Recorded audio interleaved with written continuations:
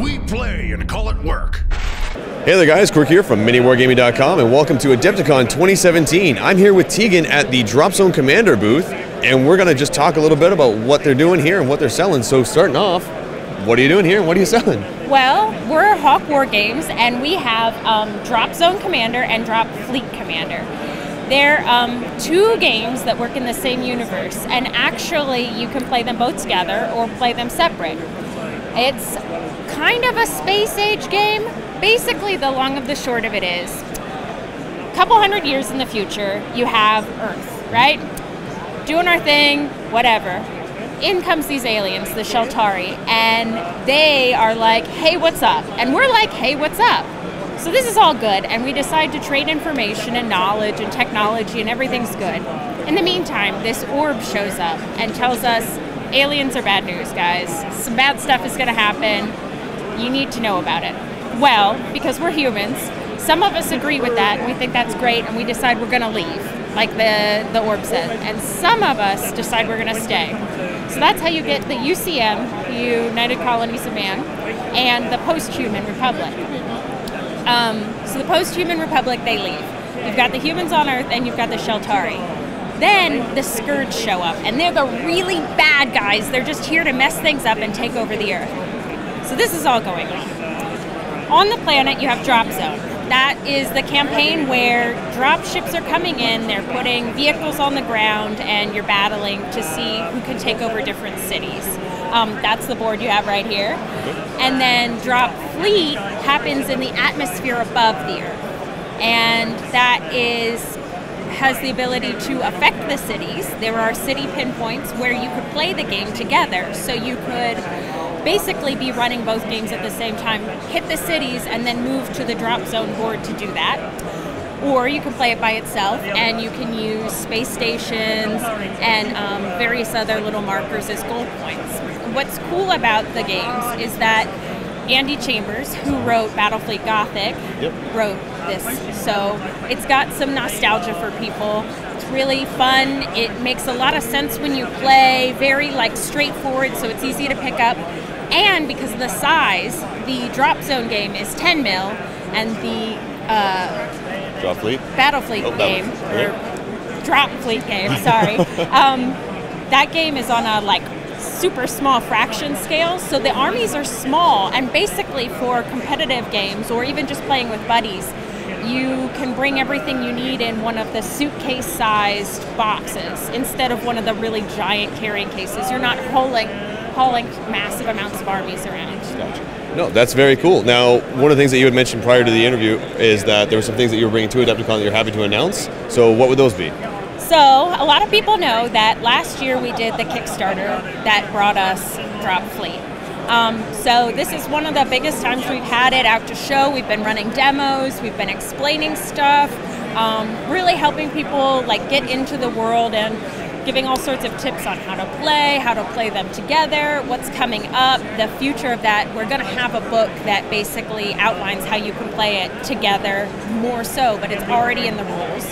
So that's awesome. You have all that stuff. We had the basic starter sets, which give you your standard ships, but then we also have in tiny packs the battleships, which are the big bad guys that help you take out a bunch of stuff. And we had the Corvettes, which we ran out of in an hour on Thursday, which are so great because they let you kind of dart around the board.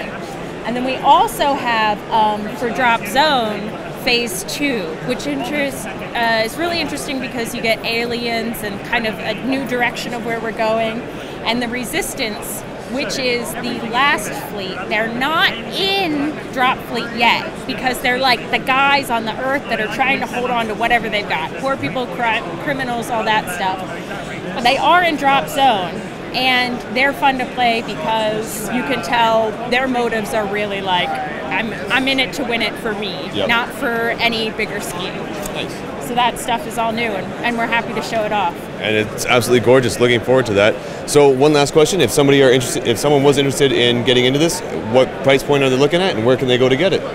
Well, there's a lot of different answers to that. We have really easy starter sets for both Drop Zone and Drop Fleet. The price point of Drop Zone is $95 at this con. We have it both available in pounds and dollars, but of course this is an American convention, so it's in dollars. That gives you the Scourge, which are the baddest bad guys, and the UCM, which are the goodest good guys. Okay. And the rule book and a map, and basically sets you up to play right away. Okay. So like I said, that's $95. The other sets are basic army starter sets, and they're about $55 a piece. Okay. And then there's different add-ons. You can get various blisters that let you expand your army, and that's just for Drop Zone. For Drop Fleet, the starter set, because it's brand new, is $99. It gives you the Scourge and the UCM. Okay. So if you buy both together, then you already have the two main armies for both the ground and the sky, which is cool. And then the price points on that are the starter fleet armies are about $60, and then it kind of goes down from there for various other stuff, including, by the way, a really awesome space station that you can set up like all sorts of different space stations or one giant space station. I didn't really mention it, but the coolest part about this, from my opinion, because I'm in it for the minis, is it's really like adult Legos. Every set gives you this ability to customize your different ships. So you and I could play the same group, but our armies could look totally different because of the way we chose to customize them. Cool. Okay. And where would somebody go if they were interested in picking this up? Well, so here at the con, we have a website. It is HawkWargames.com. And hopefully, in addition to the site that's coming, is a store finder. Right now, it's at a couple different stores in various states and cities, and obviously in the UK, and we're trying to expand as much as possible.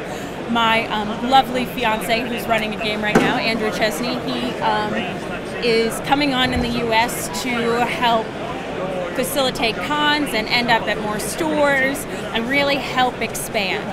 So the best thing to do is ask your local shop and say, hey, I'm interested in this game, I'd like to see it, if you don't see it there. And otherwise, order it online, get involved. We have a Talon program through Hawk, which basically lets you go ahead and start up a group where Hawk helps you run various championships and games and competitions and whatever. Nice. No, it sounds like a great way to start building a community, especially in a local game store. Exactly. Right. Well, do you have any closing remarks before we end this interview? War games rule. That is a good one to end off on. Well, thank you so much for your time. Thank you. Hope you enjoy the rest of the con. So guys, go ahead and check out Hawk Wargames for your Drop Zone Commander and Drop Fleet. Yes. All right. So we did it. We nailed it. Yes. Yes. All right, guys, thanks so much for watching. Happy wargaming.